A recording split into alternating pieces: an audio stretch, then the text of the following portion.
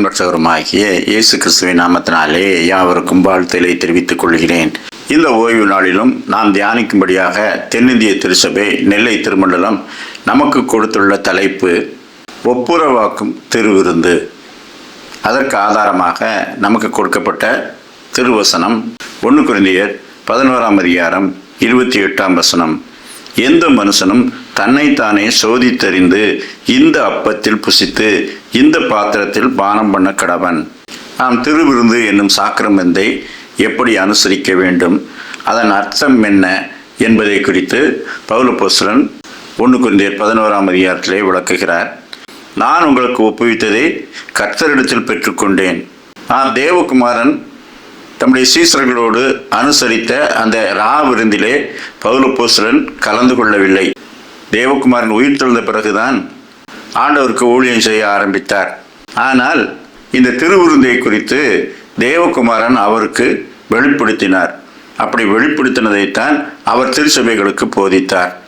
அது தேவகுமாரன் காட்டி கொடுக்கப்பட்ட அந்த ராத்திரியிலே அப்பத்தை எடுத்து ஸ்தோத்திரம் பண்ணி அதை பற்றி சீசர்களுக்கு கொடுத்து, நீங்கள் எல்லாரும் வாங்கி புசியுங்கள், இது உங்களுக்காக பிற்கப்படுகிற என்னுடைய சரீரமாய் இருக்கிறது என்று சொன்னார். பாத்திரத்தையும் எடுத்து, நீங்கள் எல்லாரும் இதிலே பானம் பண்ணுங்கள், இது பாவ மன்னிப்பு உண்டாகும்படி அநேகருக்காக சிந்தப்படுகிற புது உடன்படிக்கைக்குரிய என்னுடைய இரத்தம் என்று சொன்னார். இந்த எல்லா சுவிசேஷ புத்தகத்திலும் 1 கொரிந்தியர் நிருபத்திலும் முக்கியமாக சொல்லப்படுகிற ஒரு வார்த்தை, என்னை நினைவு கூறும்படி இதை செய்யுங்கள் என்று சொல்லுகின்றார். தேவகுமாரனை நினைவு கூறுகிற ஒரு சாட்சியம். அப்போஸ்தலர்கள் வீடுகள் தோறும் அப்பம் விட்டு கபடற்ற இருதயத்தோடு ஊழியம் செய்து வந்தார்கள். நீங்கள் இந்த அப்பத்தை புசித்து இந்த பாத்திரத்தில் பானம் பண்ணும் போதெல்லாம் அவருடைய மரணத்தை தெரிவிக்கிறீர்கள். தேவகுமாரன் எப்படி நினைவு கூறப்பட வேண்டும்? அவர் சிறு வயது முதல் செய்த அற்புதங்கள், அடையாளங்கள் எல்லாவற்றையும் நாம் தியானிக்கின்றோம். ஆனால் அவை எல்லாவற்றிலும் மிக முக்கியமாக அவருடைய மரணம், அதை நினைவு கூறும்படி இதை செய்யுங்கள் என்று தேவகுமாரன் கட்டளையிட்டார். அநேக சமயங்கள்ல இந்த திருவருட் சாதனங்களை குறித்தும் அதை எப்படி நிறைவேற்றுவது என்பதை குறித்தும் அநேக சபைகளில் வேறுபாடுகள் காணப்படுகிறது. பிரமாயணத்தை சொன்னார், தேவகுமாரன் ராத்திரியிலே அப்பத்தை பிட்டு இந்த திருவிருந்தை அனுசரித்தார். நீங்கள் பகலிலே அதை செய்கிறீர்களே, எங்கள் திருச்சபையிலே நாங்கள் இரவில் தான் திருவிருந்தை அனுசரிப்போம் என்று சொன்னார். அதை ஒரு பெருமையாக சொன்னார். இது தேவகுமாரன் செய்த அந்த கடைசி விருந்திலே அவர் காட்டி கொடுக்கப்பட்ட அந்த ராத்திரியிலே நடந்தது போலவே இதை செய்யுங்கள் என்று சொல்லவில்லை. அதே போல நீங்களும் நடித்து காட்டுங்கள் என்று சொல்லவில்லை. இது அவருடைய அந்த கடைசி விருந்தை நினைவு கூறுவதல்ல, அவரையும் அவருடைய மரணத்தையும் அவருடைய உயிர்த்தெழுதலையும் நினைவு கூறுகிற ஒரு அடையாளம். இது பாவ மன்னிப்பு உண்டாகும்படி அநேகருக்காக சிந்தப்படுகிற புது உடன்படிக்கை. வேதாகமத்தில் 2 உடன்படிக்கைகளை குறித்து சொல்லப்பட்டிருக்கிறது. ஒன்று நியாயப்பிரமாணத்தின் உடன்படிக்கை. இவைகளை செய்கிற மனுஷன் இவைகளாலே பிழைப்பான். அது கிரியா பிரமாணம்.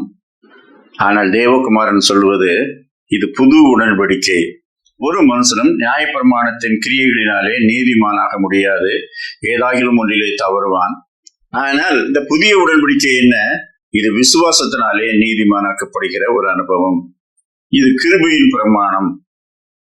தேவகுமாரனை பற்றி கொள்ளும் போது அவர் தனது பாடு மரணங்களிலே எனது பாவத்தை சுமந்து தீர்த்தார் என்ற விசுவாசம், அவருடைய மரணத்தில் தான் என் பாவம் எல்லாம் போக்கப்பட்டிருக்கிறது, அவருடைய உயிர்த்தெழுதலில் தான் பரலோகத்துக்குரிய என்னுடைய நம்பிக்கை இருக்கிறது. இந்த நம்பிக்கை தான் இந்த புது உடன்படிக்கை. அப்படியானால் கிறிஸ்துவின் பாடு மரணங்களும் அவருடைய உயிர்த்தெழுதலும் தான் முக்கியம். நீங்கள் பயன்படுத்துகிற திருவருட் சாதனங்கள் எப்படி இருக்க வேண்டும், எத்தனை பேர் அதிலே கலந்து கொள்ள வேண்டும் என்ற வரையறைகள் எல்லாம் சொல்லப்படவில்லை. சபைக்கு சபை அது மாறுபடுகிறது. எது மாறுபட்டாலும் அவருடைய மரணத்தை நினைவு கூறுகிற ஒரு அடையாளம் என்பது மாறுபடாது. அது தேவனுடைய நியமம். இந்த பழைய உடன்படிக்கையை குறித்து அநேகம் பேசலாம். ரோமர் 10:5 மோசே நியாயப்பிரமாணத்தினாகும் நீதியை இவைகளை செய்கிற மனுஷன் இவைகளால் பிழைப்பான் என்று சொல்லியிருக்கிறார். ஒரு விஸ்தாரமான கட்டளைகள் அடங்கிய தொகுப்பு. எதை புசிக்க வேண்டும், எதை புசிக்க கூடாது, எந்த நாளில் எதை செய்ய வேண்டும் என்று ஒரு விஸ்தாரமான கட்டளை தொகுப்பு இருக்கிறது. ஆனால் தேவகுமாரன் வாழ்ந்த காலத்திலே நியாயப்பிரமாணத்துக்கு மேலாக அதன் அடிப்படையிலே ஏராளமான சட்டங்களை வேதபாரகரும் பரிசேயரும் எழுதி வைத்திருந்தார்கள். 39 சட்டங்களை அவர்கள் 613 சட்டங்களாக விஸ்தரித்து வைத்திருந்தார்கள். ஓய்வு நாளில் எவ்வளவு தூரம் பிரயாணம் பண்ணலாம், என்ன பேசலாம், எதை செய்யலாம், எதை செய்யக்கூடாது என்று அவர்கள் விஸ்தாரமாக கட்டளை வைத்திருந்தார்கள். தகப்பனையும் தாயும் கனம் பண்ணுவது என்றால் என்ன? அது தேவாலயத்துக்கு செலுத்த வேண்டிய ஒரு வரியாக செலுத்திவிட்டால் தாய் தகப்பனை கவனிக்க வேண்டாம். இப்படி அவர்கள் சுய அறிவினாலே அநேக கட்டளைகளை எழுதி வைத்திருந்தார்கள். அந்த கட்டளைகள் எல்லாவற்றையும் செய்து பரலோகத்துக்கு ஒருவன் போக முடியுமா என்றால் போகவே முடியாது. அந்த அளவுக்கு எழுதி வைத்திருந்தார்கள். அதைத்தான் தேவகுமாரன் சொல்கிறார், மனுஷர் பிரவேசியாதபடி பரலோகத்தை பூட்டி போடுகிறீர்கள், சுமக்க அரிதான சுமைகளை அவர்கள் தலைகளிலே கட்டுகிறீர்கள், நீங்களோ உங்கள் விரல்களினாலும் அவைகளை தொடுவதில்லை. அப்படியானால் கட்டளைகளுக்கு மேலே கட்டளை எழுதி நியாயப்பிரமாணத்துக்கு விளக்கம் என்று சொல்லி 1000 கட்டளைகளை ஏற்படுத்தி கொண்டே போகிறார்கள். நீங்கள் நியாயப்பிரமாணத்தை பார்த்து எதை புசிக்க வேண்டும், எதை புசிக்க கூடாது என்று சொல்லி சிரத்தையாய் செய்துவிட்டு வாயிலிருந்து தீமையான வார்த்தைகளை பேசுகிறீர்களே, வாய்க்குள்ளே போகிற ஒன்றும் மனுஷனை தீட்டுப்படுத்தாது, வாயிலிருந்து புறப்படுகிறவைகளே மனுஷனை தீட்டுப்படுத்தும் என்று ஆண்டவர் சொல்லிவிட்டார். அவர்களுக்கெல்லாம் இது என்ன, மோசையின் கட்டளையை இவர் மாற்றுகிறார். ஓய்வு நாளிலே படுக்கை எடுத்துக்கொண்டு நடப்பது உனக்கு தகுதி இல்லை என்று பெதஸ்தா குளத்தின் அருகே படுத்திருந்து சுகமானவனை பார்த்து சொல்லுகிறார்கள். அவன் சொல்கிறான், என்னை குணமாக்கினவர் உன் படுக்கை எடுத்துக்கொண்டு நட என்று சொன்னார். அப்படியானால் உங்களுடைய கட்டளைகள் அல்ல, அவருடைய கட்டளையே பெரிதானது என்று அவன் சொல்லுகின்றான். ஆண்டவர் சொல்கிறார், மனுஷன் ஓய்வு நாளுக்காக உண்டாக்கப்படவில்லை, ஓய்வு நாள் மனுஷனுக்காக உண்டாக்கப்பட்டது. ஓய்வு நாளிலே நன்மை செய்வது நியாயம்தான் என்று சொல்லிவிட்டார். ஓய்வு நாளிலே ஆடு மாடுகளை அவிழ்த்து தண்ணீர் காட்டுகிறீர்களே, சாத்தான் 18 வருஷமாய் கட்டியிருந்த ஆபிரகாமின் குமாரத்தி ஆகிய இவளை இந்த கட்டில் இருந்து விடுதலையாக்க வேண்டியது அவசியம் இல்லையா என்று கேட்கின்றார். அப்படியானால் அவர்கள் நியாயப்பிரமாணத்தை பிரமாணத்தின் மேல் பிரமாணமாக கற்பித்து அவைகளின்படி செய்ய முடியாமல் திணறிக் கொண்டிருந்தார்கள். யூதர்களுக்கு நியாயப்பிரமாணத்தை விட்டுவிட மனதே இல்லை. புதிய பிரமாணத்தை இவர் இப்படி ஏற்படுத்த முடியும்?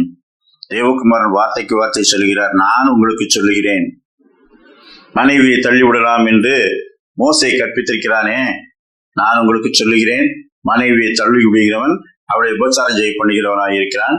ஆகையால் தேவன் நினைத்ததை மனுஷன் பிரிக்காதிருக்க கடவுள் என்று கட்டளையிடுகிறார். இவர் நியாயப்பிரமாணத்தை மாற்றுகிறவர், மாற்ற வல்லவர், புதிய பிரமாணத்தை, புதிய உடன்படிக்கையை ஏற்படுத்துகிறவர். அவர் ஏற்படுத்தின அந்த உடன்படிக்கை தான் அவருடைய மரணமும் அவருடைய உயிர் தெழுதலும். அப்படியானால் இந்த திரு விருந்திலே அதை நினைவு கூறும்படிக்கு இது விசுவாச பிரமாணத்தின் ஒரு திறவுகோல். தன்னுடைய சொந்த கிரியைகளின் மேல் விசுவாசம் வையாமல் தேவகுமாரன் என் பாவங்களை சுமந்து தீர்க்க தன்னை பலியாக்கினார், உயிர் தெழுந்து எனக்காக பிதாவின் வலது பாசத்தில் வீற்றிருந்து என்னை சேர்த்துக் கொள்ள ஆயத்தமாயிருக்கிறார். இதுதான் புது உடன்படிக்கை. யூதர்கள் கிறிஸ்தவர்களான பிறகும் இந்த நியாயப்பிரமாணத்தை மட்டும் விடவே கூடாது என்று ஒரு சாரார் அடம்பிடித்தார்கள். பரிசேய சமயத்தாரில் விசுவாசிகளான சிலர் எழுந்து அவர்களை விருத்த சேதனம் பண்ணுகிறதும் மோசையின் நியாயப்பிரமாணத்தை கை கொள்ளும்படி கற்பிக்கிறதும் அவசியம் என்று போதித்தார்கள். அப்படியானால் இயேசு கிறிஸ்துவை விசுவாசிங்க, ஆனா நியாயப்பிரமாணத்தை விட்டு விடக்கூடாது, அதன்படி விருத்த சேதனம் பண்ணி அந்த கற்பனைகள் எல்லாவற்றையும் கை கொள்ள வேண்டும் என்று விசுவாசிகளுக்கு உபதேசிக்க வேண்டும் என்று புதிதாக தேவகுமாரனை ஏற்றுக்கொண்ட பரிசேய சமயத்தாரில் சிலர் சொன்னார்கள். இதை குறித்து எருசலேமிலே கூடின ஆலோசனை சங்கம் ஆலோசனை செய்து முடிவாக ஒன்றை சொன்னார்கள். நம்முடைய பிதாக்களாலும் நம்மாலும் சுமக்க கூடாதிருந்த நுகத்தடியை சீசர் கழுத்தில் சுமத்துவதனால் நீங்கள் தேவனை சோதிப்பானேன். நம்மாலும் நம்முடைய பிதாக்களாலும் சுமக்க கூடாதிருந்த ஒரு நுகத்தடி, அதுதான் நியாயப்பிரமாணம். அதை செய்ய முடியாமல் திணறிக் கொண்டிருந்தார்கள். தேவகுமாரன் அதிலிருந்து நம்மை விடுதலையாக்கி நம்முடைய கிருபையின் பிரமாணத்துக்கு உட்படுத்தி இருக்கிறார். அவருடைய மரணத்திலும் அவருடைய உயிர்த்தெழுதலின் சாயலிலும் நாம் இணைக்கப்பட்டிருக்கின்றோம். எனவே திருவிருந்து என்ற ஒன்றை நாம் அனுசரிக்கும் போதெல்லாம் அவருடைய மரணத்தை தெரிவிக்கின்றோம். அதில் தான் நம்முடைய ரட்சிப்பு இருக்கிறது. அப்படியானால் அப்போஸ்தலர்கள் நியாயப்பிரமாணத்தின் கிரியைகளினால் அல்ல, விசுவாச கிரியையினாலேயே நாம் நீதிமான்களாக்கப்படுகிறோம் என்ற சத்தியத்தை திருச்சபைகளுக்கு எழுதி அனுப்பினார்கள். ரோமர் 10:4 விசுவாசிக்கிற எவனுக்கும் நீதி உண்டாகும்படியாக கிறிஸ்து நியாயப்பிரமாணத்தின் முடிவாய் இருக்கிறார். கிறிஸ்து நியாயப்பிரமாணத்தின் முடிவாய் இருக்கிறார். இனி திரும்பி பார்த்து நியாயப்பிரமாணத்தின் கட்டளைகளின்படி நாம் செய்திருக்கிறோமா என்று பார்க்க வேண்டிய அவசியம் இல்லை. கிறிஸ்துவின் ஆவி உங்களுக்குள்ளே வாசமாயிருந்தார் அவர் சகல சத்தியத்துக்குள்ளும் உங்களை வழிநடத்துவார். பழைய உடன்படிக்கை முற்று பெற்று விட்டது. அதை நினைவு கூறும் அடையாளம் தான் திருவிருந்து. அவருடைய மரணத்தை தெரிவிக்கிறீர்கள். ஐயா, இயேசு கிறிஸ்துவின் மரணத்தில் தான் புதிய பிரமாணம் துவங்குகிறது. தாம் பாவத்துக்கு செத்து நீதிக்கென்று நாம் பிழைத்திருக்கும்படிக்கு அவர் தாமே தம்முடைய மாம்ச சரீரத்திலே அடைந்த ஆக்கினையினாலே நம்மை ரட்சித்திருக்கின்றார். அதை நாம் எப்பொழுதும் நினைவு கூறும்படிக்குத்தான் வீடுகள் தோறும் அப்பம் பெற்று திருவிருந்தை ஆசரித்தார்கள். இன்னும் அதிகமாய் ஆழமாய் சொல்ல போனால் இது விசுவாசத்தினாலே ஆகும் ஒரு பிரமாணம். ரோமர் 10:9-11 கர்த்தராகிய இயேசுவை உன் வாயினாலே அறிக்கையிட்டு தேவன் அவரை மரித்தோரில் இருந்து எழுப்பினார் என்று உன் இருதயத்திலே விசுவாசித்தால் ரட்சிக்கப்படுவாய். நீதி உண்டாக இருதயத்திலே விசுவாசிக்கப்படும், ரட்சிப்பு உண்டாக வாயினாலே அறிக்கை பண்ணப்படும். அவரை விசுவாசிக்கிறவன் எவனோ அவன் வெட்கப்படுவதில்லை. அப்போஸ்தலர் 10:43 அவரை விசுவாசிக்கிறவன் அவருடைய நாமத்தினாலே பாவ மன்னிப்பை பெறுவான். தேவகுமாரன் தம்முடைய வாயினாலே சொல்லுகின்றார், உலகத்தை ஆக்கினைக்குள்ளாக தீர்க்கும்படிக்கு தேவன் தம்முடைய குமாரனை அனுப்பாமல் அவராலே உலகம் ரட்சிக்கப்படுவதற்காகவே அவரை அனுப்பினார். அவரை விசுவாசிக்கிறவன் ஆக்கினைக்குள்ளாக தீர்க்கப்படான். அப்படியானால் இயேசு கிறிஸ்துவின் மரணமும் உயிர்த்தெழுதலும் எவ்வளவு முக்கியமானது. அது இல்லாமல் ரட்சிப்பு இல்லை. தேவன் நம்மை இயேசு கிறிஸ்துவின் மரணத்தினாலே அவரோடு ஒப்புரவாக்கினார். ரோமர் 5:10 நாம் தேவனுக்கு சத்துருக்களாய் இருக்கையில் அவருடைய குமாரனுடைய மரணத்தினாலே அவருடனே ஒப்புரவாக்கப்பட்டோமானால் ஒப்புரவாக்கப்பட்ட பின் நாம் அவருடைய ஜீவனாலே ரட்சிக்கப்படுவது அதிக நிச்சயமாமே. அவருடைய குமாரனின் மரணத்தினாலே நாம் ஒப்புரவாக்கப்பட்டோம். இதுதான் புதிய உடன்படிக்கை. இதுதான் ஒப்புரவாக்கும் திருவிருந்து. தேவனுக்கு சத்துருக்களாய் இருந்த நம்மை கிறிஸ்துவின் மரணத்தினாலே அவரோடு ஒப்புரவாக்கினார்.